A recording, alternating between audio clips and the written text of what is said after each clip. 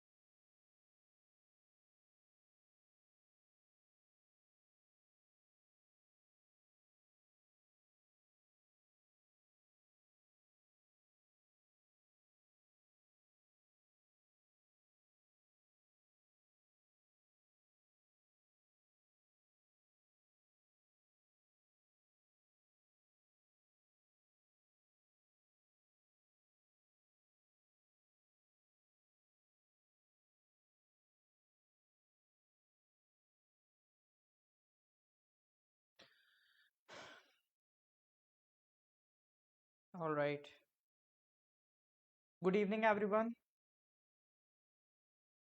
Good evening. तो कैसे हैं आप लोग? Good evening.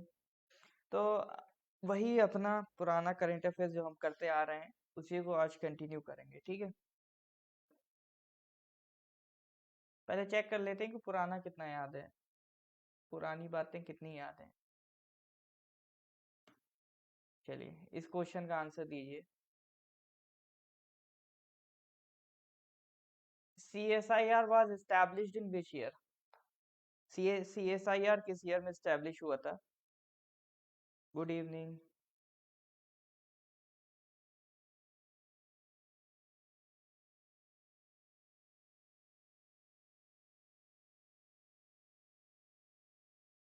हाँ जी बताइए, CSIR was established in which year? Answer दीजिए।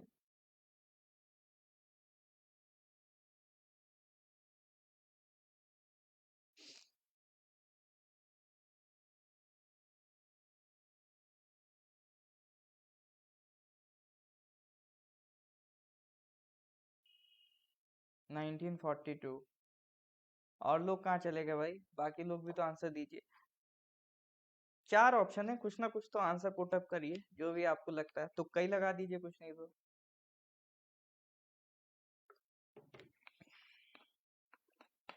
कुछ नहीं लग रहा तो तुक्का लगा दीजिए।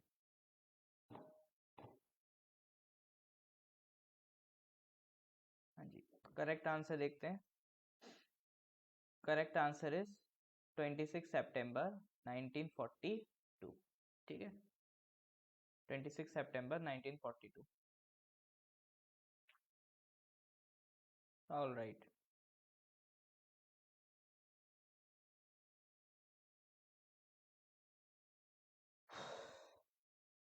जैसे तैसे का क्या मतलब है मेजर? सीधी सी बात है, देखिए अभी क्या है, आपका जितना भी पोर्शन है आपको एक तो अपना पूरा टाइम टेबल सेट करना पड़ेगा, एक कंसिस्टेंट। हमने एक स्पेसिफिक आपकी क्लास के शेड्यूल्स बना दिए, वही फॉलो हो रहा है आपका, ठीक है। और उसी के अकॉर्डिंग आपको अपना टाइम टेबल शेड्यूल बना के चलना है कि इस टाइम अपनी क्लास होगी, इस टाइम अपने पास फ्री टाइम होगा। तो क्लास के अलावा जो भी आपके पास फ्री टाइम बचता है उसमें से कुछ टाइम आप किसको देंगे? रिवीजन को देंगे। और रिवीजन के लिए सबसे बेस्ट टाइम है सोने से पहले।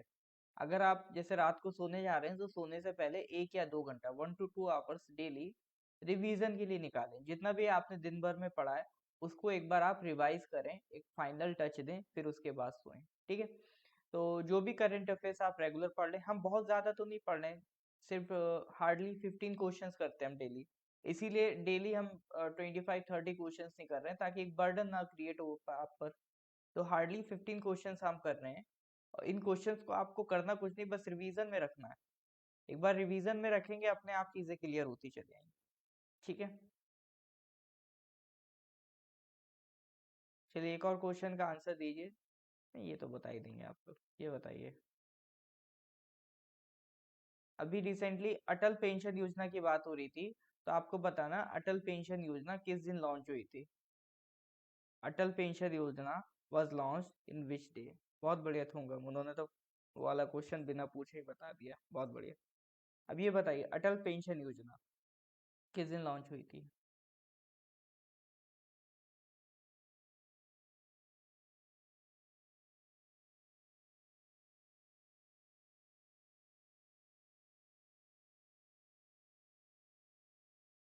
सी, बढ़िया। इसका आंसर क्या है, सी, 9 मई 2015। ठीक है, 9 मई 2015 को अटल पेंशन योजना अपनी लॉन्च होती है। ठीक है, ऑल राइट। तो हम लोग कुछ टोटल सितंबर के 105 क्वेश्चंस कर चुके हैं। ठीक है, तो आज उसके आगे के शुरू करेंगे। हाँ जी, तो ये कौन सा क्वेश्चन था, 101, ये भी हमने कर लिया था। 104 कर लिया था।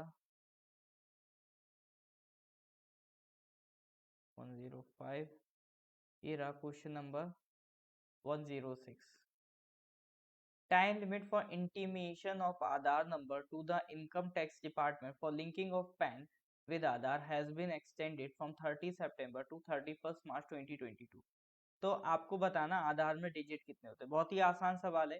कुल मिला के कहने का मतलब ये है कि आधार कार्ड को पैन कार्ड से जोड़ने की बात हो रही है। ठीक है, आधार को किससे जोड़ने की बात हो रही है, पैन कार्ड से, क्योंकि पैन कार्ड से क्या पता चलता है कि आप कितना टैक्स पे कर रहे हैं। ठीक है, पैन कार्ड डिटेल देता है आपके टैक्सेशन की। अब कई बार क्या होता है, लोग अलग अलग पैन कार्ड बनवा लेते हैं, जाली पैन कार्ड बनवा लेते हैं, एक से ज्यादा बनवा लेते हैं ताकि वो टैक्स से बच सकें। तो इसीलिए एक सरकार ने कहा है कि आधार कार्ड को आप पैन से लिंक कर दो, क्योंकि आधार तो आप एक यूनिक ही बनवा सकते हो, एक से ज्यादा तो आधार बनवा नहीं सकते, क्योंकि फिंगरप्रिंट आप दूसरे कहाँ से लाओगे। तो जब आधार आपका यूनिक होगा, तो उसी से जो लिंक पैन कार्ड होगा वही आपका यूनिक पैन कार्ड होगा। तो जो डुप्लीकेसी है पैन कार्ड की, उसको रोका जा सकता है। तो 30 सितंबर 2021 लास्ट डेट थी, बट अभी भी देखा सरकार ने, बड़े आलसी लोग हैं, अभी भी नहीं करवा रहे हैं। तो लास्ट डेट क्या कर दी है, 31 मार्च 2022। तो 2022 इज द लास्ट डेट कि आप आधार को पैन से लिंक करवा सकते हैं। अब क्वेश्चन बेसिकली आधार के बेसिक पॉइंट पे रिलेटेड है कि आधार कार्ड में आधार नंबर जो होता है उसमें आपके कितने डिजिट्स होते हैं। ये मेरे ख्याल से आप लोग बता ले जाएंगे, बहुत बढ़िया। इसका करेक्ट आंसर इज 12। 12 डिजिट्स का होता है। ठीक है, 4 डिजिट एक साथ, फिर इस तरह से 12 डिजिट का आपका आधार कार्ड होता है, आधार नंबर होता है। अब आधार से रिलेटेड कुछ बात कर लेते हैं कि आखिर में ये बवाल है क्या, ये आधार है क्या। तो ये 12 डिजिट का आइडेंटिफिकेशन नंबर होता है, और इसको इशू करने वाली बॉडी का नाम याद रखिएगा, बहुत इंपॉर्टेंट है। आधार कार्ड को इशू करने वाली बॉडी का नाम क्या है, UIDAI। कभी कभी डायरेक्ट यही पूछ लेता है कि आधार को इशू कौन करता है, तो वो इशू करने वाली बॉडी का नाम है UIDAI। तो आधार कार्ड की जरूरत क्या पड़ती है, देखिए कई बार क्या होता है, डुप्लीकेसी होती है डेटा की। जैसे नरेगा स्कीम में क्या होता है, एक ही लेबर चार चार आइडेंटिटी कार्ड बनवा के नरेगा का पैसा उठा रहा है कोई, या सरकार की पॉलिसी का चार चार अलग अलग आइडेंटिटी कार्ड बनवा के कोई इंसान फायदा उठा रहा है। तो इसलिए ये सोचा गया हर एक पर्सन के पास एक यूनिक आइडेंटिटी कार्ड हो, उसकी डुप्लीकेसी ना हो। तो इसीलिए कंसेप्ट आया आधार का, क्योंकि आधार में क्या होता है, आपका बायोमेट्रिक्स इन्वॉल्व होते हैं, आपके फिंगरप्रिंट्स होंगे, आपके रेटिना का स्कैन होगा, तो उन सब चीजों से आप उसको डुप्लीकेट नहीं बनवा सकते। तो ये कंसेप्ट था आधार कार्ड का। और आज आप देखेंगे कई सारी गवर्नमेंट स्कीम्स आधार के दम पे ही मिल रही हैं। ठीक है, आधार के दम पे ही आपको कई सारी गवर्नमेंट स्कीम्स देखने को मिल जाएंगी। इजीली वेरीफाइएबल होता है, एक रोबस्ट सिस्टम है, इससे आप डुप्लीकेट कार्ड नहीं बना सकते, फेक आइडेंटिटी नहीं बना सकते। अच्छा, आधार से रिलेटेड ये याद रखिएगा, आधार के लिए सरकार कानून लाई थी, आधार एक्ट ऑफ 2015। और एक खास बात ये याद रखिएगा, या आप मेरे को बताइए, क्या सिटीजनशिप प्रूफ करने के लिए आधार वैलिड डॉक्यूमेंट होगा? क्या आधार से सिटीजनशिप प्रूफ हो सकती है?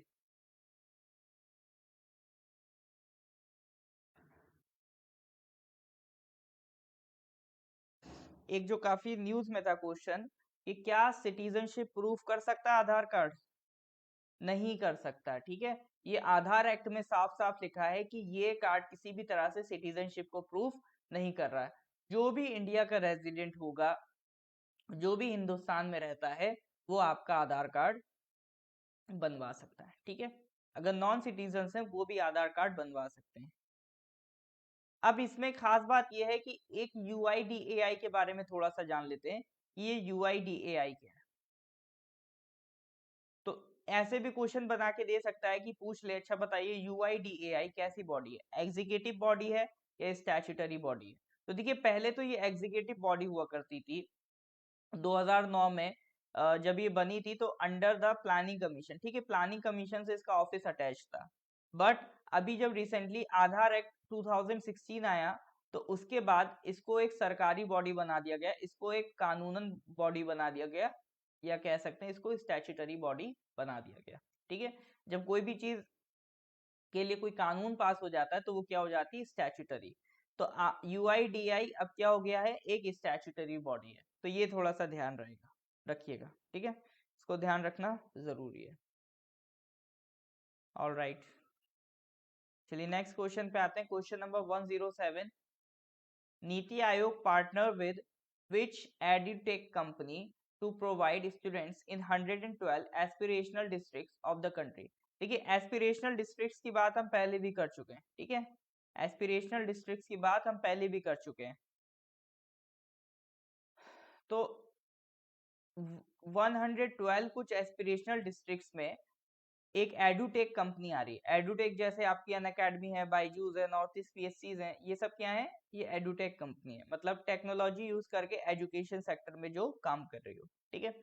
तो इन इन्होंने एक एडुटेक कंपनी है, नीति आयोग के साथ मिलके, ठीक है, नीति आयोग के साथ मिलके ये जो एस्पिरेशनल डिस्ट्रिक्ट्स हैं, इसमें टारगेट उठाया है कि हाई क्वालिटी लर्निंग प्रोग्राम चलाएंगे हम, ठीक है, ताकि क्वालिटी एजुकेशन गांव गांव तक, घर घर तक पहुंचाई जा सके। तो वो यही पूछने वाला है कि नीति आयोग के साथ किसने पार्टनरशिप करी है फॉर दिस प्रोग्राम। हाँ जी, बहुत बढ़िया। ये काम कौन कर रहा है, बायजूस कर रहा है, बायजूस। अब यहाँ पे देखिए जिक्र आ रहा है एस्पिरेशनल डिस्ट्रिक्ट्स का, तो देख लेते हैं एस्पिरेशनल डिस्ट्रिक्ट्स हैं क्या। देखिए, एस्पिरेशनल डिस्ट्रिक्ट्स गवर्नमेंट ने नोटिफाई करी है, कुछ ऐसी डिस्ट्रिक्ट्स, मतलब करीब 115 डिस्ट्रिक्ट्स हैं। ये डिस्ट्रिक्ट्स बहुत ही कह सकते हैं सोशो इकोनॉमिक बेसिस पे बहुत ही बैकवर्ड पोजीशन में, ठीक है, बहुत ही बैकवर्ड पोजीशन में, लीस्ट बैकवर्ड कह सकते हैं। वो मतलब लीस्ट डेवलप्ड सिटीज हैं ये, ठीक है, लीस्ट डेवलप्ड डिस्ट्रिक्ट्स हैं। तो इनको सरकार ने आइडेंटिफाई कर लिया। एक तो सरकार ऊपर से डेवलप कर रही है, एक सरकार का टारगेट है जो बिल्कुल लीस्ट डेवलप्ड है, उसमें भी हम डेवलपमेंट को बढ़ाएं।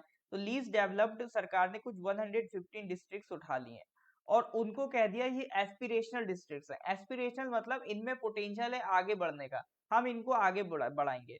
तो एक होता है ना मोटिवेटिंग वर्ड बोलना, कि अगर बैकवर्ड बोल देते तो थोड़ा सा निगेटिव लगता, तो सरकार ने मोटिवेट वो निगेटिव नहीं बोल के या बैकवर्ड ना बोल के नया नाम दिया एस्पिरेशनल डिस्ट्रिक्ट प्रोग्राम, कि हम एस्पिरेशन इनको एस्पायर करेंगे ताकि ये डेवलप हो।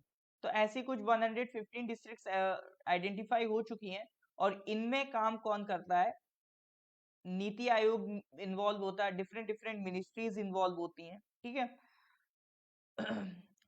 और एस्पिरेशनल डिस्ट्रिक्ट प्रोग्राम को 49 इंडिकेटर पे नापा जाता है, कि 49 इंडिकेटर्स पे आपको काम करना है। हेल्थ न्यूट्रिशन पे काम करना है, एजुकेशन, एग्रीकल्चर, वाटर पे, फाइनेंशियल इंक्लूजन बढ़वाना उनका, स्किल डेवलपमेंट पे, बेसिक इंफ्रास्ट्रक्चर पे, ठीक है। तो इन सब चीजों पे कुछ काम करना होता है इन एस्पिरेशनल डिस्ट्रिक्ट प्रोग्राम। और एस्पिरेशनल डिस्ट्रिक्ट प्रोग्राम में आपका चूंकि नीति आयोग भी इन्वॉल्व रहता है, तो इसमें टारगेट ये होता है एक टारगेट इसमें ये भी होता है कि देखिए कई सारी स्कीम्स होती हैं सेंटर की, कई सारी स्कीम होती हैं स्टेट की, तो उनको मिलाकर अप्लाई करना। कि कई बार क्या होता है सेंटर और स्टेट दोनों एक ही स्कीम चला रहे हैं, तो उसमें बेनिफिट या तो डबल डबल मिल गया या फिर मिला ही नहीं। तो सेंटर और स्टेट की जो भी स्कीम है उनका हाइब्रिड बना के कन्वर्ज करा के अप्लाई करना, ठीक है।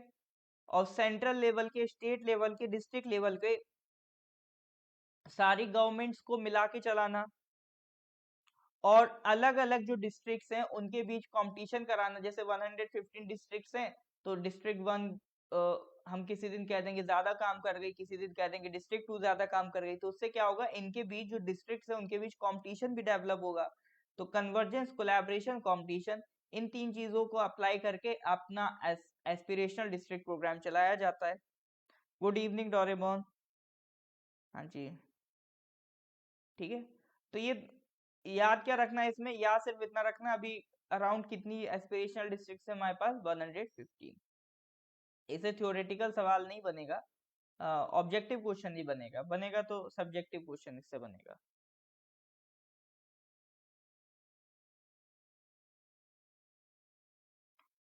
नेक्स्ट क्वेश्चन 108 पे आते हैं।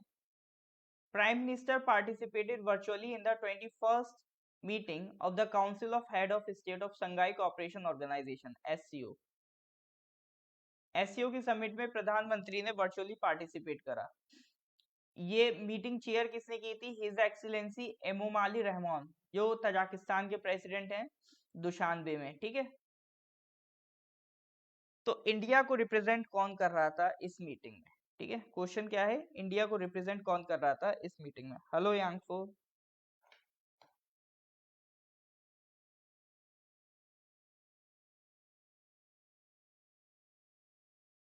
हाँ जी,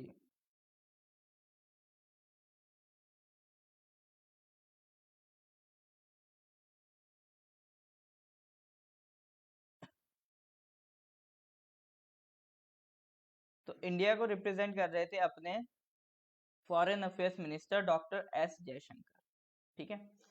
अब देखिए बात निकली है एससीओ की, तो थोड़ा सा डिस्कस कर लेते हैं कि शंघाई कोऑपरेशन ऑर्गेनाइजेशन है क्या। देख लेते हैं आपको इसमें क्या क्या चीजें मालूम होनी चाहिए।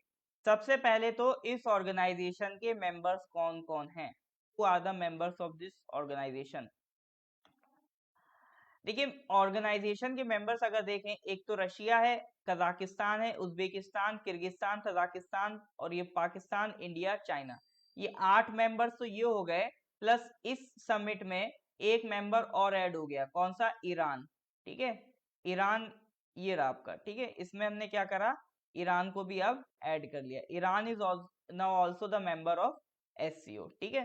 तो अभी जो ये समिट हुई थी इसमें आपका अफगानिस्तान के ऊपर बात चली थी कि अफगानिस्तान में जो क्राइसिस आई है, जो सिचुएशन क्रिएट हुई है, उससे ग्लोबली क्या इफेक्ट पड़ सकता है, ठीक है। एक्सट्रीमिज्म बढ़ रहा है, एशिया में एक्सट्रीमिज्म बढ़ना is not a good thing, क्योंकि एशिया का कल्चर हमेशा से मॉडरेट रहा है regarding all of these things. इसके अलावा Iran has been accepted as the 9th full member of the organization, ठीक है। ऑलरेडी 8 मेंबर्स से अब ईरान के ऐड हो जाने से कितने मेंबर्स हो गए, एससीओ में 9 मेंबर्स। तो एससीओ के सारे मेंबर कंट्रीज आपको पता होने चाहिए, ठीक है। मेंबर कंट्रीज याद रखना is very easy, according to map. Map use करेंगे तो कभी नहीं भूलेंगे, ठीक है। इधर से रशिया से शुरू करिए, रशिया, चाइना, इंडिया, पाकिस्तान, ये 4 तो बड़े कंट्रीज याद हो गए। फिर कजाकिस्तान, K1 K2, ठीक है। कजाकिस्तान, किर्गिस्तान, K1 K2 याद रखेंगे। फिर किर्गिस्तान के नीचे ये तजाकिस्तान और उज्बेकिस्तान, ठीक है। तजाकिस्तान और उज्बेकिस्तान, और ईरान भी अब एक मेंबर नया बन गया है, ठीक है। तो इनको आप जितना मैप्स की मदद से याद रख लेंगे उतना आसान रहेगा आपके लिए। तो करेक्ट आंसर उसका डॉक्टर एस जयशंकर था। इसके बाद रिगार्डिंग मेंबर्स तो हमने देखा 9 मेंबर्स हैं। अब ये बॉडी बनती कब है ये देख लेते हैं। देखिए शंघाई कोऑपरेशन ऑर्गेनाइजेशन ये एक परमानेंट इंटरनेशनल ऑर्गेनाइजेशन है जो कि 2001 में क्रिएट हुई थी। 2001 में क्रिएट हुई थी और ये पावर में आई थी 2003 से। 2003 से काम कर रही है। ये नाटो की तरह देखा जाता है, ठीक है। हालांकि नाटो और इसमें डिफरेंस है, लेकिन इसको फिर भी हम किसकी तरह कंपेयर करते हैं, नाटो की तरह। जैसे अमेरिका और यूरोपियन यूनियन का जो ग्रुप है वो क्या कहलाता है, नाटो। वो उनका भी टारगेट यही है कि मिलिट्री ऑर्गेनाइजेशन है, इकोनॉमी पॉलिटी में एक साथ क्लब करके काम करना है। किसी दिन नाटो पे आराम से डिटेल में डिस्कस करेंगे, ठीक है। नाटो यूरोप और अमेरिका का एक ऑर्गेनाइजेशन है। उसी बेसिस पे हम क्या मानते हैं कि हमने भी एक ऑर्गेनाइजेशन क्रिएट कर दिया। ये देखो, ये एक तरीके से क्या लग रहा है, ये एशिया का ऑर्गेनाइजेशन है, तो ये एशिया की पावर को रिप्रेजेंट करता है। जैसे नाटो किसको रिप्रेजेंट करता है, अमेरिका और यूरोप। अब जो बेसिक बेसिक फैक्चुअल सवाल आ सकते हैं, कितने मेंबर, 9 मेंबर, है ना। और ऑफिशियल लैंग्वेजेस इसमें दो हैं, एक रशियन है और चाइनीज है, दो ही ऑफिशियल लैंग्वेजेस हैं। इसकी हेडक्वार्टर कहाँ है, तो इसका परमानेंट सेक्रेटेरिएट आपको मिलेगा बीजिंग में, ठीक है। अच्छा, ये सारी जो कंट्रीज हैं, नाट ये सॉरी शंघाई कोऑपरेशन ऑर्गेनाइजेशन, ये सारी जो कंट्रीज हैं, इनकी जो ग्रुपिंग है, इन लोगों ने मिलके एक एंटी टेररिस्ट स्ट्रक्चर भी बनाया है, ठीक है। उसका नाम याद रखिएगा, इंपॉर्टेंट है, रीजनल एंटी टेररिस्ट स्ट्रक्चर। उसको शॉर्ट में क्या कहते हैं, रेड्स। तो रेड्स का नाम याद रखिएगा, किससे रिलेटेड है, एससीओ से रिलेटेड है, ठीक है। जब भी रेड्स की बात आएगी तो उससे किससे जोड़ेंगे, एससीओ से जोड़ेंगे। और ये जो स्ट्रक्चर है रेड्स है, ये कहाँ पर बनाया गया है, ये मिलेगा आपको ताशकेंत में, ठीक है। कहाँ मिलेगा, ये ताशकेंत में। Tashkent is the capital of Uzbekistan. तो उज्बेकिस्तान की कैपिटल ताशकेंत में ही आपको देखने को मिलेगा। और सेक्रेटेरिएट इसका कहाँ पर है, बीजिंग में। और दो official languages, Russian and Chinese. ये जो एससीओ है, ये शुरू से एससीओ नहीं था। पहले इसमें कितने मेंबर्स थे, Kazakhstan, China, Kyrgyzstan, Russia, Tajikistan, ये 5 मेंबर्स थे। इसमें 3 मेंबर्स बाद में ऐड हुए, इंडिया, पाकिस्तान, ठीक है। 3 मेंबर्स इसमें बाद में ऐड हुए, उसमें से एक तो आपका इंडिया हो गया, एक आपका पाकिस्तान हो गया, एक हो गया आपका उज्बेकिस्तान। ये 3 बाद में ऐड हुए। तो इंडिया पाकिस्तान तो आपका 2017 में ही ऐड हो गया था, ठीक है।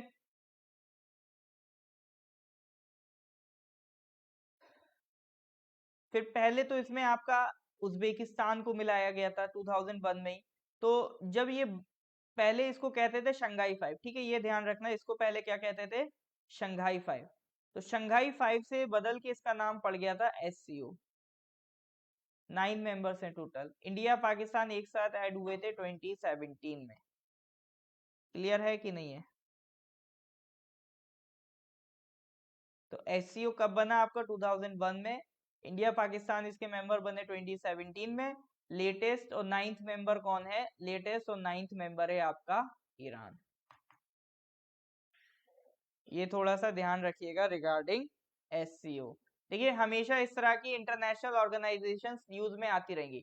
अब एक बार आपको एससीओ पे सारा जितना भी मटेरियल है एक बार कॉपी में उतार लेना है। उतारने के बाद एट अगली बार जब भी एससीओ का जिक्र आएगा तो आपको वही चीज उठा के फिर से रिवाइज कर लेनी है। तो बार बार आपको लिखने की जरूरत नहीं पड़ेगी।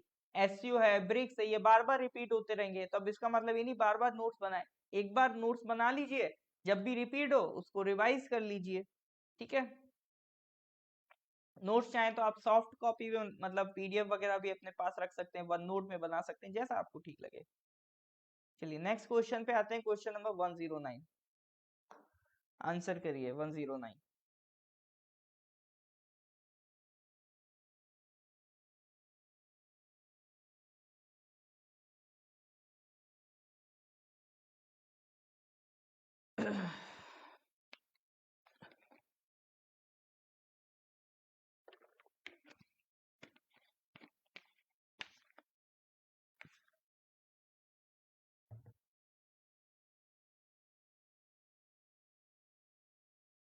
हाँ जी,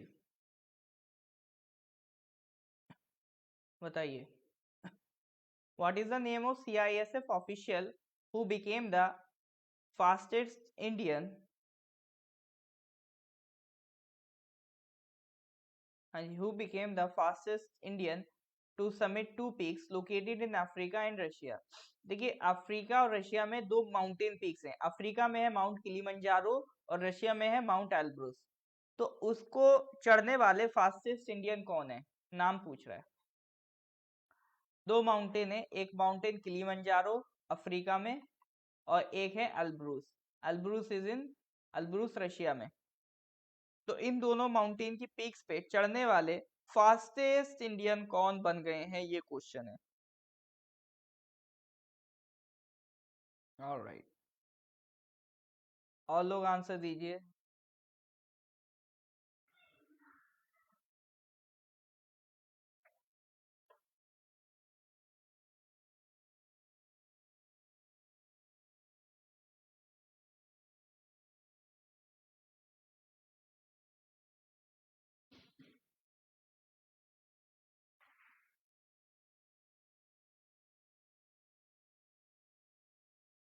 हाँ जी,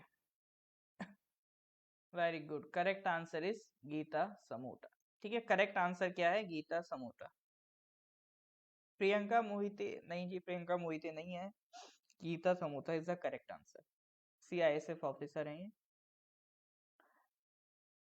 अब एक बार देख लेते हैं लोकेशन एल्ब्रूस की और माउंट किलिमंजारो की।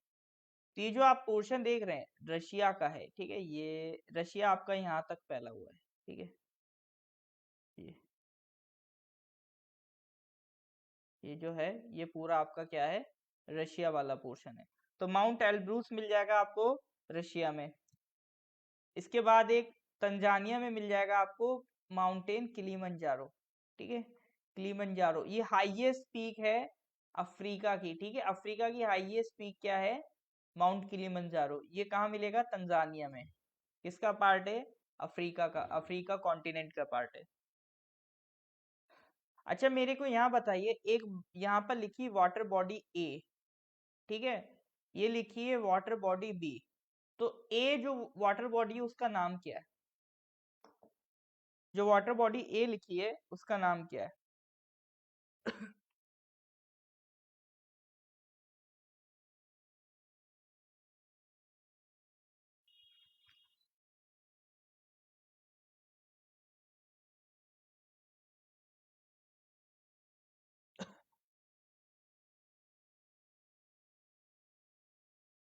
ए, मेजर आप ए वाली का बता रहे हैं या बी वाली का नाम बता रहे हैं? ब्लैक सी।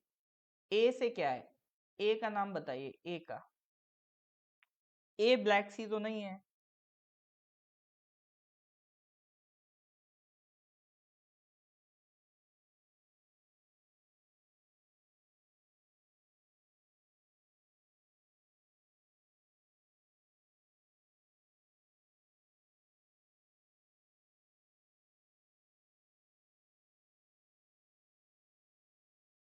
हाँ जी, ये जो बी वाली बॉडी है ये ब्लैक सी है, ठीक है। जो बी वाली बॉडी है ये आपका ब्लैक सी है। और ये आपका क्या है? ये आपका कैस्पियन सी है। तो वाटर बॉडीज के नाम, लोकेशंस, इसका आइडिया हमेशा ही होना चाहिए हमें, ठीक है। ये ब्लैक सी है, ये कैस्पियन सी है। कई बार ऐसे क्वेश्चन आते रहते हैं, अभी रिसेंटली यूपी PCS में ही आ गया था कि ब्लैक सी से बॉर्डर करने वाली कंट्री कौन कौन सी नहीं है। तो उसमें एक ऑप्शन सीरिया था। तो यहाँ से कहीं भी दिख रहा है सीरिया बॉर्डर टच नहीं कर रही है। बाकी यूक्रेन था, रोमानिया था, ठीक है, ये सारे ऑप्शंस थे। बट उसमें एक ऑप्शन था सीरिया। तो सीरिया तो इससे बॉर्डर टच नहीं कर रही है। तो ये तभी आप कर पाएंगे जब आपको लोकेशंस क्लियर होंगी कंट्रीज की, ठीक है। तो ये वर्ल्ड मैप की प्रैक्टिस से आता है। मैंने एशिया की प्रैक्टिस कराई थी एक बार, तो जिन्होंने करी होगी उनको थोड़ा सा फील आ रहा होगा, ठीक है। All right,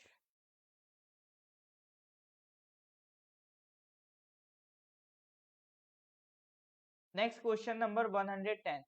Which country announced AUKUS, a new trilateral security partnership for the Indo-Pacific region?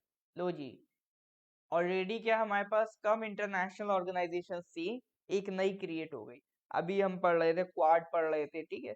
अब क्वाड के बाद इसी तरह से एक और नई ऑर्गेनाइजेशन आ गई, उसका नाम है ऑकस। लेकिन नाम इतना बेहतरीन रखा है कि कंट्रीज तो याद रखने में दिक्कत ही नहीं होगी। तो आपसे यही क्वेश्चन है कि कौन कौन सी इसमें कंट्रीज इन्वॉल्व हैं ऑकस में। आसान सवाल है, सब लोग आंसर दे सकते हैं इसका। ऑकस में कौन कौन इन्वॉल्व है?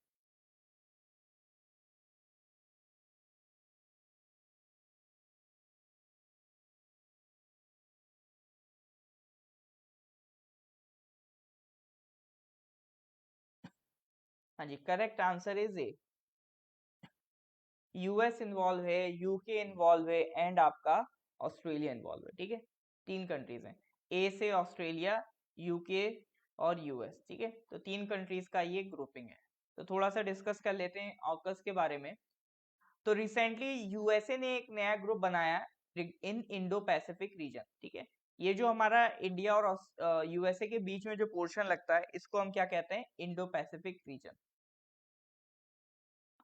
तो ये किस किस के बीच बना? Australia, UK, US. तो वही शॉर्ट फॉर्म बन गई ऑकस। इसकी स्पेशल बात क्या है? ऑकस की स्पेशल बात ये है कि इसमें यूएसए न्यूक्लियर सबमरीन टेक्नोलॉजी किसको देगा? ऑस्ट्रेलिया को देगा।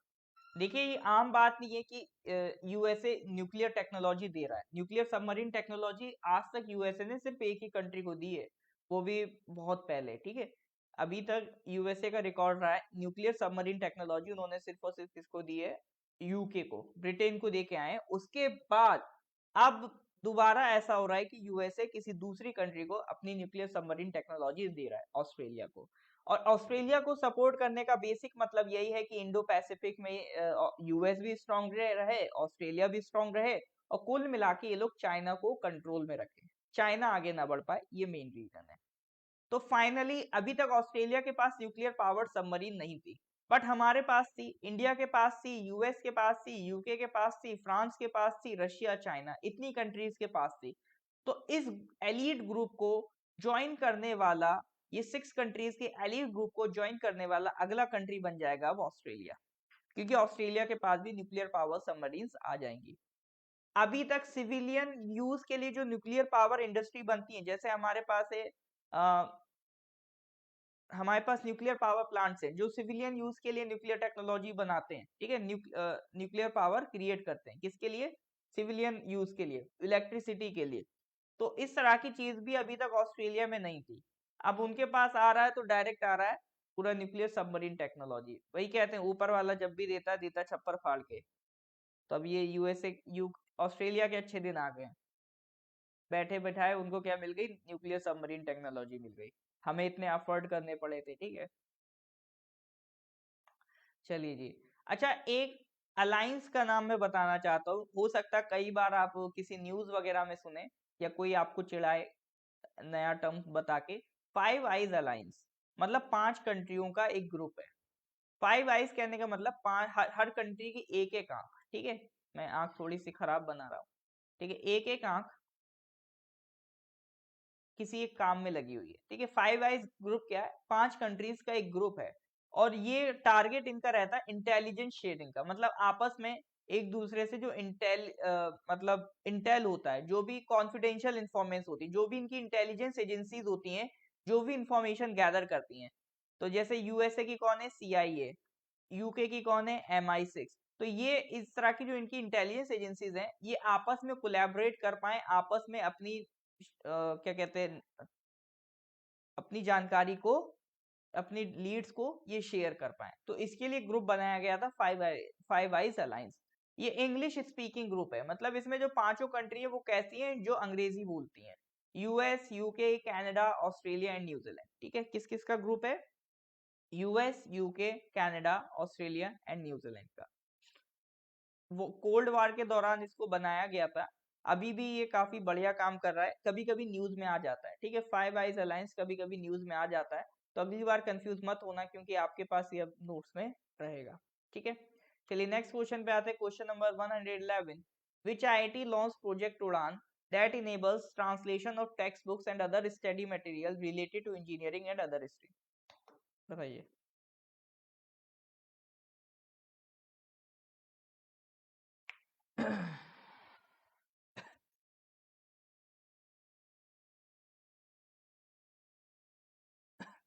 देखिए, कोई भी काम जब शुरू होता है, कोई भी तैयारी जब आप शुरू करते हैं, तो बहुत सारी जनता आपके साथ जुड़ी होती है। बहुत सारे लोग होंगे, बहुत सारा आपको कंपटीशन दिखाएंगे कि ये भी पढ़ रहे हैं, वो भी पढ़ रहे हैं, देखो इतने कोचिंग्स हैं, इतने कोचिंग्स में इतने स्टूडेंट्स हैं, ये सब मेहनत कर रहे हैं। तो ये सब चीजें एक वक्त पे हमें डिमोरलाइज करने लगती हैं। लेकिन हमेशा याद रखिएगा, शुरू तो सब लोग करते हैं, लेकिन टिक कम लोग पाते हैं। मेजॉरिटी जनता ऐसे होती है जो एंड तक आते आते गिव अप कर देती है। ठीक है, वो बस क्लासेस चल रही हैं, उसमें उन्हें कोई इंटरेस्ट नहीं रहता, बस वो गिव अप कर देते हैं। लेकिन आपको एंड तक गिव अप नहीं करना है, आपको कंसिस्टेंसी बना के रखनी है। ठीक है, आपको एक कंसिस्टेंसी बना के रखनी है, क्योंकि यही पॉपुलेशन लीस्ट होती है, ये रेयर होती है। और जो रेयर पॉपुलेशन होती है ना कंपटीशन में, वही एग्जाम क्रैक करते हैं। और हर किसी की बातों में भी नहीं आना है, क्योंकि कोई भी कॉम्पिटिटिव एग्जाम्स हो 2 से 3% उसको क्रैक करते हैं और बाकी तो फेल हो गए। अब उसमें से कुछ नहीं तो 70% तो ऐसे होंगे जो बिल्कुल सीरियस नहीं होंगे। 70% बच्चे ऐसे होते हैं हर कंपटीशन में जो सीरियस नहीं होते हैं। अब हम कई बार इन नॉन सीरियस स्टूडेंट्स को सुन सुन के अपनी राय बनाने लगते हैं कि ये बहुत टफ है, ये बहुत मुश्किल है, ये तो हो ही नहीं सकता। तो उन 70% को नहीं सुनना है, उन 2 से 3% को सुनना है जो आपको रेयरली मिलेंगे और आपको बताएंगे कि मैं भी आप ही की तरह एक नॉर्मल आम आदमी था, आम औरत थी। ठीक है, I was a very general person, but मैंने मेहनत करी, कंसिस्टेंसी से करी। ऐसा नहीं कि एक दिन मेहनत कर ली, 4 दिन ट्रिप पे जा रहे हैं। कंसिस्टेंट लगातार मैंने मेहनत करी और मोराल अपना डाउन नहीं करा। लाइफ में कंपटीशन की एग्जाम की प्रिपरेशन के दौरान कई बार ऐसे इंसिडेंट्स होते हैं कि हमें लगता है कि हमें कुछ नहीं आता, हमसे कुछ नहीं बनता। तो उसी टाइम पे आपको अपना मोराल बूस्ट अप करना होता है, क्योंकि ये नॉर्मल सी चीजें सिर्फ आपके साथ नहीं, हर किसी के साथ होती है। तो for the betterment of your self stick to the consistency. जितना आप कंसिस्टेंट रहेंगे उतने आपके सिलेक्शन के चांसेस भी बढ़ते जाएंगे। ठीक है, तो consistency is the key to success, याद रखिएगा। ऑल राइट, अब आते हैं which IIT launch project Udaan that enables translation of textbooks and other study material related to engineering and other streams। Project उड़ान मतलब बेसिक फंडा ये है कि भाई इंजीनियरिंग में लोग जाते हैं। अब कई बार क्या होता है कि हिंदी मीडियम से पढ़ाई करके गए या किसी और दूसरे मीडियम से पढ़ाई करके जा रहे हैं। अब इंजीनियरिंग में एडमिशन लेते ही आप किसी भी मीडियम से पढ़ाई करके आए, डजंट मैटर, आपको सारा मटेरियल किस में मिलता है, इंग्लिश में मिलता है। इवन प्रोफेसर्स भी अपने आप को थोड़ा हाई फाई दिखाने के लिए टोटली इंग्लिश में बोलते हैं, कुछ कुछ ऐसे होते हैं।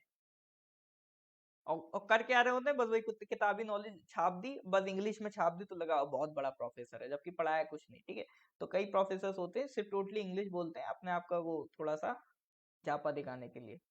तो और किताबें भी सारी इंग्लिश में, हिंदी में ट्रांसलेशन नहीं है। या आप कोई और लैंग्वेज के पर्सन थे, आप आसाम से या बंगाल से बिलोंग करते थे, आप जिस लैंग्वेज में कंफर्टेबल है वो बंगाली और आसामीज है, बट आप इंजीनियरिंग में गए, आपको दिक्कत हो रही इंग्लिश की वजह से। तो language is becoming a barrier in your study. अगर आप ही की भाषा में वो सब्जेक्ट पढ़ा दिया जाता तो आपके लिए आसान हो जाता। बट यहाँ पर आपको पढ़ना है, वो तो अलग एफर्ट लगाना ही है, बट लैंग्वेज भी आपके लिए एक अलग से एफर्ट हो जाता है। तो language is creating a barrier in that case. तो उसी को सॉल्व करने के लिए एक आईआईटी ने, ये सरकार का भी काफी इस टाइम इनिशिएटिव चल रहे हैं, और एक आईआईटी ने भी प्रोग्राम बनाया ताकि जितनी भी इंजीनियरिंग की टेक्स्ट बुक है उन्हें लोकल लैंग्वेजेस में वो ट्रांसलेट कर दे।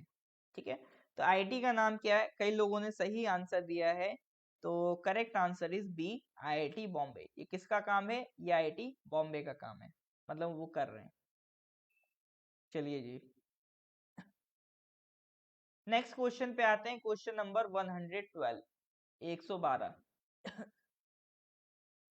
ये क्रॉस होगा। In a bid to make cross-border transactions easier and cheaper, RBI and the Monetary Authority of Dash। ठीक है, मतलब एक इंस्टीट्यूशन आरबीआई और एक दूसरी कंट्री की इंस्टीट्यूशन है, दोनों ने एक प्रोजेक्ट बनाया है ताकि वो अपनी कंट्रीज का, इंडिया की तरफ से यूपीआई हो गया, दूसरी कंट्री की तरफ से पे नाउ हो गया, इन दोनों को मिला के एक प्रोजेक्ट बनाएंगे ताकि अगर इंडिया और जो भी कंट्री एक्स है उनके बीच जो क्रॉस बॉर्डर ट्रांजेक्शन है वो स्मूथ हो जाए और सस्ता हो जाए। इंडिया से किसी को दूसरी कंट्री में पैसा भेजना और उस कंट्री को इंडिया में पैसा भेजना है, तो वो प्रोसेस इजी और स्मूथ हो जाए। तो ये प्रोजेक्ट हमने किस कंट्री के साथ खेला है, मतलब बनाया है, बताइए। क्वेश्चन नंबर 112, जल्दी आंसर दीजिए।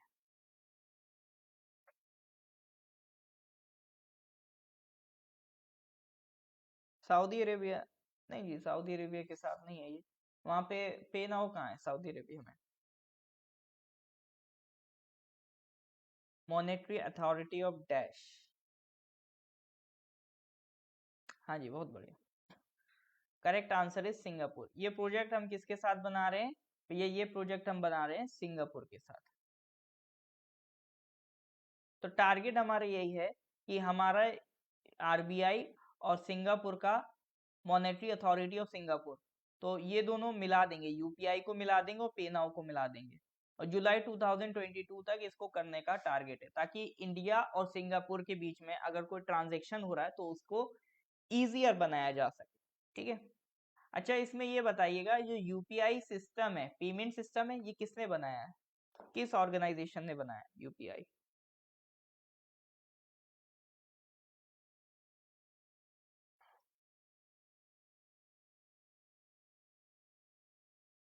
यूपीआई किस इंस्टीट्यूशन ने बनाया?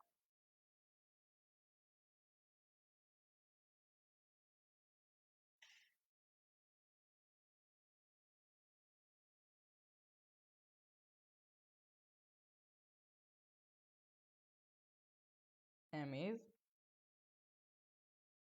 ध्यान करिए, ये हम लोग पहले भी पढ़ चुके हैं। यूपीआई किसने बनाया है? आंसर नहीं आया अभी तक। एनपीसी। प्रेम जी, एक वर्ड भूल गए बस आप, आई। एनपीसीआई ने बनाया, ठीक है। ये कई बार रिपीट होता है, क्वेश्चंस में आता रहता है। यूपीआई पेमेंट जो सिस्टम है, एनपीसीआई का बनाया हुआ है। बहुत ही क्लासिक सिस्टम है यूपीआई। मतलब अमेरिका वाले भी सोचते रहते हैं, वाह इन्होंने बना कैसे लिया। वो लोग भी हमसे जलते हैं, क्योंकि यूपीआई बहुत ही अब प्रोसेस को बहुत आसान कर दिया। आप खुद इमेजिन करिए, पहले आपको किसी पर्सन को पैसा भेजना होता था, अकाउंट डिटेल्स डालने, आईएफएससी डालने, ये वो दिस दैट। अब यूपीआई में तो बहुत आसान हो गया, सिर्फ उसके मोबाइल नंबर पे पैसा भेज देते हैं, है ना। या एक वर्चुअल पेमेंट एड्रेस होता है, उससे पेमेंट हो जाता है। कितना आसान कर दिया यूपीआई ने हमारे डिजिटल ट्रांजेक्शन को। चलिए फिर इसी बात पे क्वेश्चन नंबर 113 हो जाए। एक स्पेस टेक्नोलॉजी स्टार्टअप है स्काई रूट। तो ये एक एग्रीमेंट में आ रही है इसरो के साथ, और टारगेट ये है कि अब स्काई रूट जो भी अपने सैटेलाइट्स वगैरह बनाएगी, उसकी जो टेस्टिंग वगैरह है वो इसरो में कर पाएगी। तो स्काई रूट कहाँ की कंपनी है, कहाँ इसका हेडक्वार्टर है स्काई रूट का? बहुत बढ़िया प्रेम।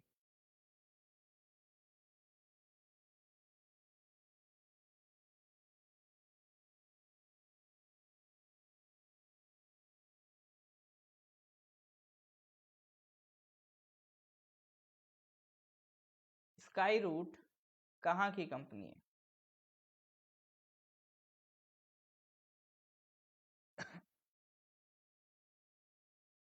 हाँ जी, स्काई रूट आपकी हैदराबाद की कंपनी है। ठीक है। अच्छा, इसरो का हेडक्वार्टर कहाँ मिलेगा? इसरो का हेडक्वार्टर, ये बहुत बेसिक बेसिक चीजें होती हैं, हम लोग भूल जाते हैं। स्काई रूट आपकी हैदराबाद की कंपनी है। अब ये लोग भी जो सैटेलाइट्स बनाएंगे, इसरो के सेंटर में टेस्ट कर सकते हैं। पहली प्राइवेट कंपनी है जिसके साथ इसरो ने एग्रीमेंट करा, इसीलिए थोड़ी सी इंपॉर्टेंट है। अभी और भी कंपनीज आती जाएंगी, उनका रेलिवेंस कम होता जाएगा।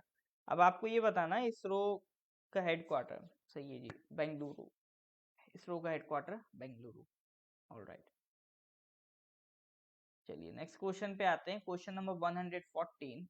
International day for the preservation of ozone layer is observed on which day? Ozone layer को प्रोटेक्ट करने के लिए एक international day for the preservation of ozone layer मनाया जाता है, किस दिन मनाया जाता है? डेट पूछ रहा है। हाँ जी, और लोग बताइए।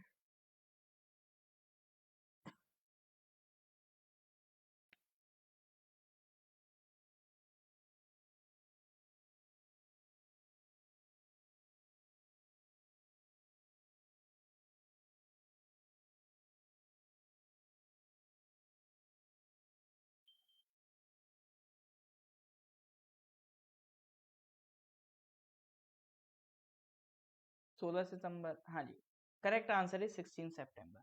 देखिए ओजोन लेयर का हम सब जानते हैं, ओजोन लेयर का बेसिक काम क्या है, यूवी रेस से प्रोटेक्ट करना, ठीक है, यूवी रेस से प्रोटेक्ट करना। अच्छा, ओजोन लेयर अर्थ की किस एटमॉस्फेरिक लेयर में मिलेगी आपको? जो ओजोन है जो हमें यूवी रेस से बचाता है, वो आपको कहाँ मिलेगा? ट्रोपोस्फियर में, स्ट्रेटोस्फियर में, मीजोस्फियर में, थर्मोस्फियर में, किस लेयर में आपको मिलेगी ओजोन? किस एटमॉस्फेरिक लेयर में, बताइए? आसान सवाल है ना जी, ट्रोपोस्फियर नहीं होगी, इट इज स्ट्रेटोस्फियर, ठीक है। ये कहाँ मिलेगी? ये आपको मिलेगी स्ट्रेटोस्फियर में, ठीक है।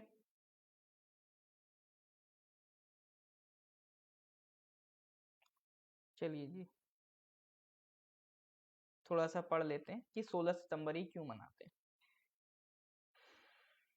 देखिए दो कन्वेंशन साइन हुए हैं ओजोन लेयर के प्रोटेक्शन के लिए, दोनों के नाम इंपॉर्टेंट है। एक वियना कन्वेंशन, एक है मॉन्ट्रियल प्रोटोकॉल, ठीक है। इसमें ओजोन लेयर के प्रोटेक्शन के लिए फ्लोरोकार्बन्स को बैन कर दिया गया था।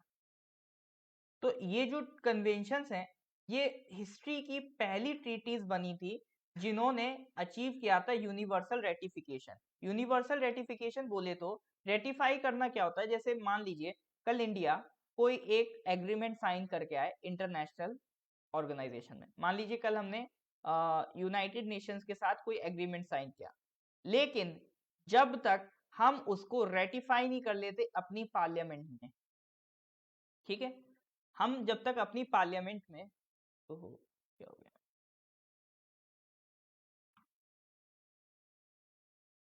एक मिनट बस, आ रहा है आ रहा है, हाँ जी आ गया।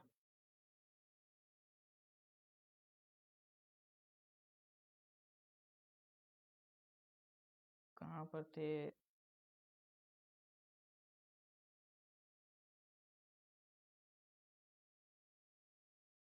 हम्म, तो जब तक हम अपनी पार्लियामेंट में उसको रेटिफाई नहीं कर लेते, टिल देन, तब तक क्या सीन रहेगा, तब तक भैया वो एप्लीकेबल नहीं होगा हम पे, ठीक है। तो हमें रेटिफाई करना पड़ता है अपनी पार्लियामेंट में।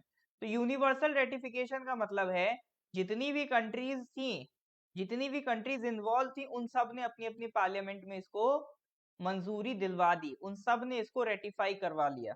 वरना हमेशा ऐसा होता है कोई भी ट्रीटी बनती है तो सारी कंट्रीज पहले बात तो उसको साइन नहीं करती, कुछ ही कंट्रीज साइन करती है, और उनमें से कुछ ही कंट्रीज उसको रेटिफाई करती हैं। जैसे अगर 100 कंट्रीज ने किसी ट्रीटी पे डिस्कशन करा, जैसे यूनाइटेड नेशन जनरल असेंबली में कोई ट्रीटी आई, 100 कंट्रीज ने उस पर डिस्कशन करा, लेकिन उसमें से सिर्फ 90 कंट्रीज ऐसी थी जिन्होंने उसको साइन करा, और साइन करने के बाद उन्हें अपनी पार्लियामेंट में इसको रेटिफाई करना होता है। तो उसमें से मान लीजिए 80 कंट्रीज रेटिफाई कर रही हैं, तो कुल मिला के ये एक्चुअल कंट्रीज हैं जो इसमें पार्टिसिपेट कर रही हैं।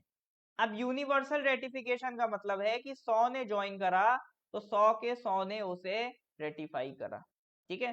तो ये कहलाता है यूनिवर्सल रेटिफिकेशन। तो वियना कन्वेंशन और मॉन्ट्रियल प्रोटोकॉल को यूनिवर्सल रेटिफिकेशन मिला था 16 सितंबर 2009, इसीलिए इस दिन का इंपॉर्टेंस है, ठीक है। That is the importance of this date, इसीलिए हम इस दिन को क्या मनाते हैं, international day, international day for the preservation of the ozone layer. Hope you got my point, ठीक है। इसके अलावा ओजोन से रिलेटेड एक अमेंडमेंट और है, किगाली अमेंडमेंट भी कह देते हैं या किगाली एग्रीमेंट भी कह देते हैं, ठीक है।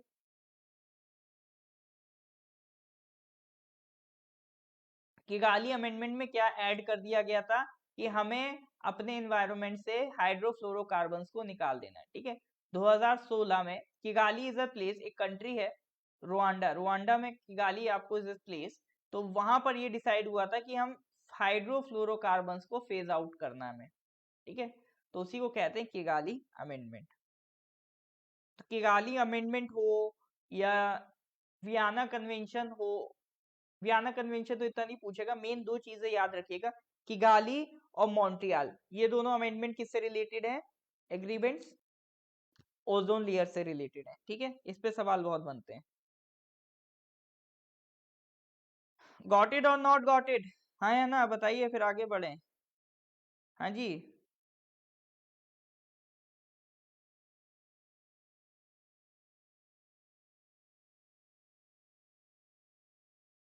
हाँ जी। चलिए, नेक्स्ट क्वेश्चन पे आते हैं, क्वेश्चन नंबर 115। अभी हमारे जो वाइस प्रेसिडेंट और राज्यसभा के चेयरमैन है मिस्टर एम वेंकैया नायडू, और हमारे प्रधानमंत्री कौन है, नरेंद्र मोदी, और हमारे लोकसभा स्पीकर कौन है, ओम बिरला। उन्होंने मिलकर एक संसद टीवी लॉन्च किया on the occasion of international day of democracy. ठीक है। संसद टीवी क्या करा, जैसे पहले लोकसभा टीवी था, राज्यसभा टीवी था, अब दोनों को मर्ज कर दिया और एक नया टीवी बना दिया, संसद टीवी। ठीक है। मोदी जी कह रहे हटाओ, अलग अलग क्या देखना, एक ही साथ देखो, फर्क ही क्या रह गया दोनों में। ठीक है। तो संसद टीवी का पूछ रहा है सीईओ कौन है। ये हम लोग पहले भी क्वेश्चन कर चुके हैं, who is the CEO of संसद टीवी। ऑलराइट, बताइए संसद टीवी के सीईओ का नाम।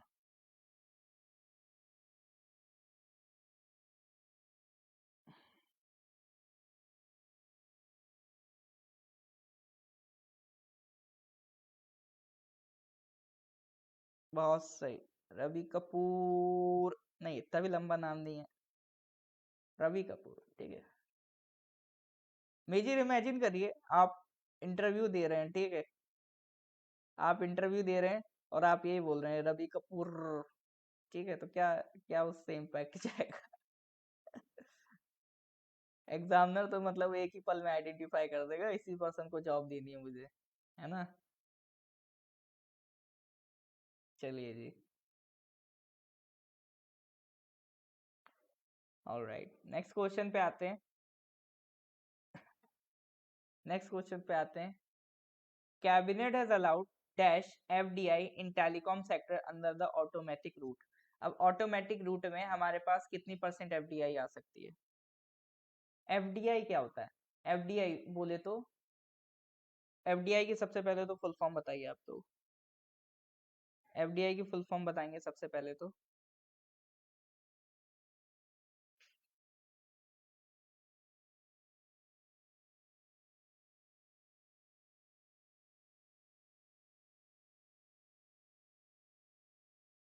हाँ जी, फॉरेन डायरेक्ट इन्वेस्टमेंट।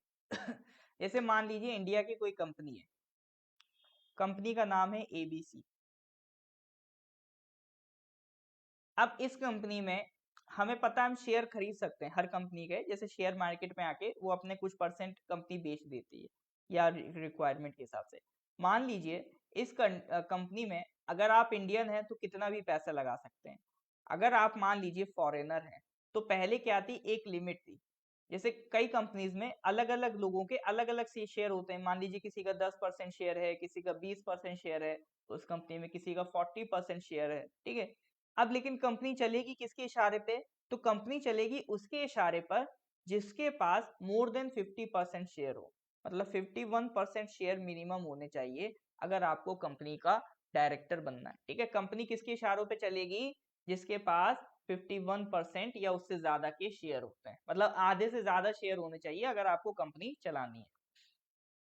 तो पहले क्या था, हम फॉरेन कंपनीज को अलाउ नहीं करते थे कि इंडिया की कंपनीज में वो शेयर खरीदें। जैसे मान लीजिए कोई कंपनी है, फॉरेन कंपनी है, वो इंडिया में आए। अब देखिए शुरू में क्या दिक्कत थी, शुरू में हमारी कंपनीज तो कमजोर थी, पावरफुल नहीं थी। तो हो सकता है जैसे अभी भी क्या होता है, कोई छोटी कंपनी अगर थोड़ा सा आगे बढ़ती है, उसको कोई बड़ी कंपनी आके तुरंत क्या कर लेती है, ग्रैब कर लेती है, ताकि ये हमें कंपटीशन ना दे।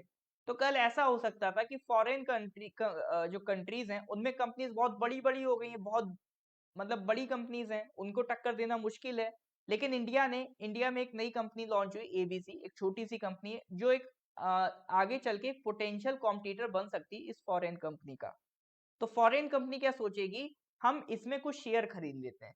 तो पता चला पहले इन्होंने 10% शेयर खरीदे, फिर ये कंपनी में धीरे धीरे ये लोग पैसे की लालच दिखाते गए। अब इनके पास तो पैसे की कमी नहीं है और ये अभी पैसा कमाए नहीं है, कमाने जा रहे हैं, तो हो सकता है ये अपने रास्ते से भटक जाएं और सारे शेयर इसको बेच दें फॉरेन कंपनी को।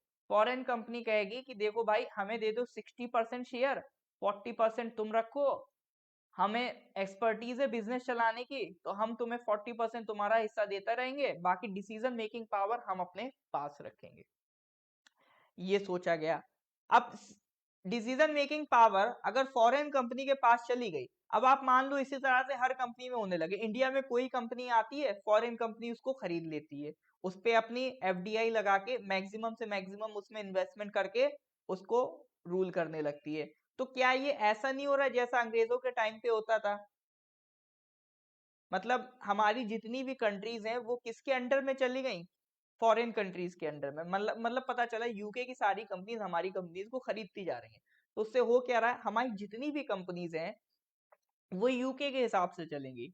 तो ये हमारी कंट्री को खतरा प्रोड्यूस कर सकती है, ये हमारी सॉवरेनिटी को असर कर सकती हैं, गवर्नमेंट के डिसीजंस में ये इंटरफेयर कर सकते हैं। ठीक है, ये मतलब क्योंकि जो इंडस्ट्रीज लगी होती है इंडिया में उनका भी एक रोल प्ले होता है, वो भी एक काम करते हैं इन गवर्नमेंट पॉलिसीज। ठीक है, तो ये फॉरेन कंपनीज हमारी कंपनीज को खरीद के ये फिर से गुलामी पे ले आएंगी, तो वही गुलामी वाली बात फिर से रिपीट हो गई।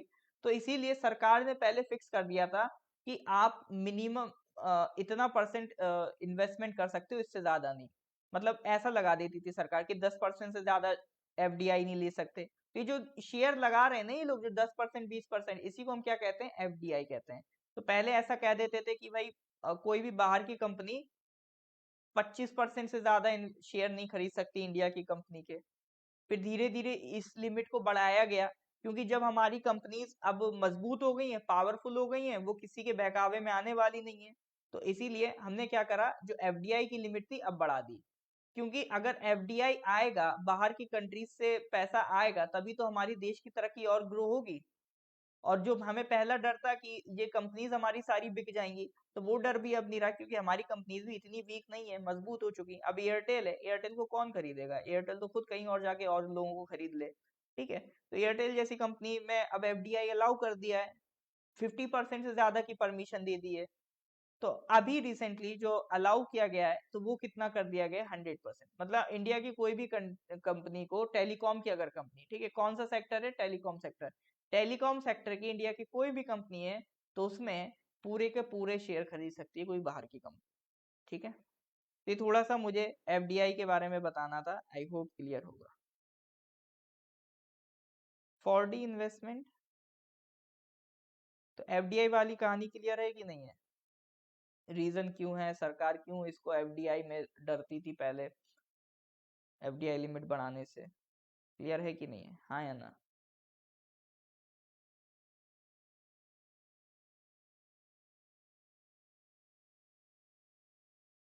चलिए जी, कोई दिक्कत होने से फिर बताएंगे। ठीक है, क्वेश्चन नंबर 117 आज का लास्ट क्वेश्चन है। Which bank has launch the countries first FASTag based metro parking facility in partnership with DMRC, Delhi metro rail corporation? अभी हमने देखा एक्सप्रेस वे या हाईवेज पे क्या हो गया, टोल प्लाजा पे फास्टैग लगा दिया। फास्टैग क्या होता है, एक कार्ड होता है इस तरह का। ठीक है, फास्टैग इज लाइक इस तरह का कार्ड होता है, उस पर कुछ कोड लिखा होता है, वो कोड आपका स्कैन हो जाएगा प्लाजा पे, और जो भी टोल का टिकट होता था वो आपके अकाउंट से कट जाएगा। ठीक है, हाँ जी, वो आपके अकाउंट से कट जाएगा। तो इससे फायदा क्या हो रहा है, जैसे टोल पे अगर आप पहले मान लीजिए खड़े हुए हैं लाइन लगा के, है ना, ये टोल प्लाजा है, आपकी गाड़ी खड़ी है, अब पता चला ये भाई साहब छुट्टे नहीं लाए, इनके पास चेंज ही नहीं है, अब दोनों आपस में लड़ रहे हैं, है ना, आपकी गाड़ी पीछे फंसी है, फिर और गाड़ी आ गई लाइन में लग गई। तो इसमें क्या है, ट्रांसपोर्ट भी असर होता है, आपको भी दिक्कत हो रही, पता चला यहाँ किसी का ट्रांसपोर्ट माल जाना था वो असर हो गया, लॉजिस्टिक्स पे असर पड़ने लगा। तो ये लाइन वाइन ना लगे, टोल प्लाजा पे काम स्मूथली हो, इसीलिए सरकार ने क्या करा, एक यहाँ पर एक RFID स्कैनर लगा दिया, जैसी गाड़ी निकलती है वो उस आईडी को, फास्टैग को स्कैन कर लेता है, और उस पर्सन के बैंक अकाउंट से उतना पैसा कट जाता है। तो ये फास्टैग का काम है।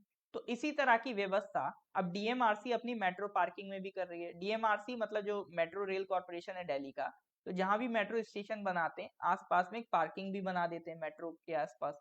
तो मेट्रो की जो पार्किंग होती है उसमें भी अगर कोई पर्सन आता है, तो उसके जो फास्ट टैग से ही पैसे डिडक्ट हो जाएंगे, तो मेट्रो की पार्किंग में आपको अलग से कैश वैश देने की जरूरत नहीं पड़ेगी। लेकिन अब ये सारा काम डीएमआरसी अकेले तो कर नहीं सकता, कोई ऑनलाइन डिजिटल पेमेंट की कंपनी होगी, उसके साथ पार्टनरशिप में ये काम कर रहा होगा। तो वो कंपनी का नाम बताना है कि डीएमआरसी किसके साथ ये मिलके काम कर रहा है। Correct answer is Paytm. ठीक है, ये काम किसके साथ मिलके कर रहा है? पेटीएम के साथ मिलके कर रहा है। फास्टैग किस टेक्नोलॉजी पे काम करता है? ये काम करता है रेडियो फ्रीक्वेंसी आइडेंटिफिकेशन। ठीक है, रेडियो फ्रीक्वेंसी आइडेंटिफिकेशन में ये करते क्या, रेडियो वेव्स का यूज करते हैं ताकि जो इस कोड में जो इंफॉर्मेशन है उसको ये क्या करेंगे, पढ़ेंगे और कैप्चर कर लेंगे। एक मतलब ये बस पूरा कार्ड है, इस कार्ड में रेडियो फ्रिक्वेंसी की मदद से जो भी आपकी इंफॉर्मेशन होगी वो आपकी कैप्चर हो जाएगी। जैसे आपने देखे होंगे होटल्स वगैरह में भी आपने देखा होगा कार्ड होता है ना। कार्ड से आपका, बड़े बड़े जो होटल्स होते हैं, एक कार्ड से, कार्ड इज लाइक योर की, उसकी उस कार्ड को जैसे ही आप लगाएंगे आपका गेट खुल जाएगा। ठीक है, जो की होती है, जो कार्ड का काम, जो कार्ड जो है, जो की का काम कर रहा है, ठीक है, उसमें भी आपका रेडियो फ्रिक्वेंसी यूज हो रहा है, वो भी एक आरएफआईडी टेक्नोलॉजी है। तो उसी तरह से आपका फास्टैग काम करेगा। ठीक है, क्लियर है? ऑलराइट, तो इसके आगे के क्वेश्चन नेक्स्ट क्लास में करेंगे, और नेक्स्ट क्लास में हम ये सितंबर का पूरा करंट अफेयर्स आपका निपटा देंगे। ठीक है, इन द नेक्स्ट क्लास ये पूरा आपका मामला निपट जाएगा। ठीक है, सितंबर का आपका कंप्लीट होने के बाद, और जो पीडीएफ है, पीडीएफ मैं व्हाट्सएप ग्रुप में ही शेयर करूंगा, तो जितने हमारे व्हाट्सएप ग्रुप है उसमें पीडीएफ शेयर हो जाएगी।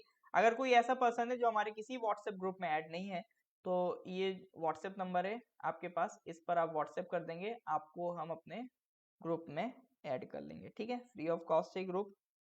ऑलराइट, तो मेहनत से पढ़ते रहिए, कंसिस्टेंसी से पढ़ते रहिए, यही मेहनत है जो आपको रिजल्ट ला के देगी। ठीक है, और एक बार रिजल्ट ले आए तो मैं ऐसा नहीं कहता फिर आराम है आगे, और ज्यादा मेहनत है आगे, लेकिन तब आपके पास कॉन्फिडेंस होगा, लोगों के आंखों में आंखें मिला के आप बात कर सकते हैं। हम लोग ये जो अभी मेहनत कर रहे हैं इसलिए नहीं कर रहे हैं कि कल आराम से रहेंगे, आराम नहीं मिलना। आप जो मेहनत कर रहे हो एक रिस्पॉन्सिबल पोस्ट के लिए कर रहे हो, कल आप उस पोस्ट पे जाओगे और मेहनत बढ़ेगी वहां पे। हम जो मेहनत कर रहे हैं, हमारा टारगेट ये है, कल हम अगर सामने वाले किसी पर्सन से मिलें तो एक कॉन्फिडेंस से मिल पाए, क्योंकि हमारे मन में ये होगा कि हमने कुछ अचीव किया लाइफ में। तो जब आप कुछ अचीव कर लेते, उसका जो कॉन्फिडेंस होता है ना, वो उसकी बात ही अलग होती है। तो वो कॉन्फिडेंस आपको क्रिएट करना है। ठीक है, हम उसी के लिए काम कर रहे हैं, ताकि हमारी भी एक वैल्यू हो, हमारी भी एक पर्सनैलिटी हो। तो वो तभी बनती जब हमने कुछ अचीव किया हो। ठीक है, चलिए जी। ऑल राइट, तो गुड नाइट एवरीवन।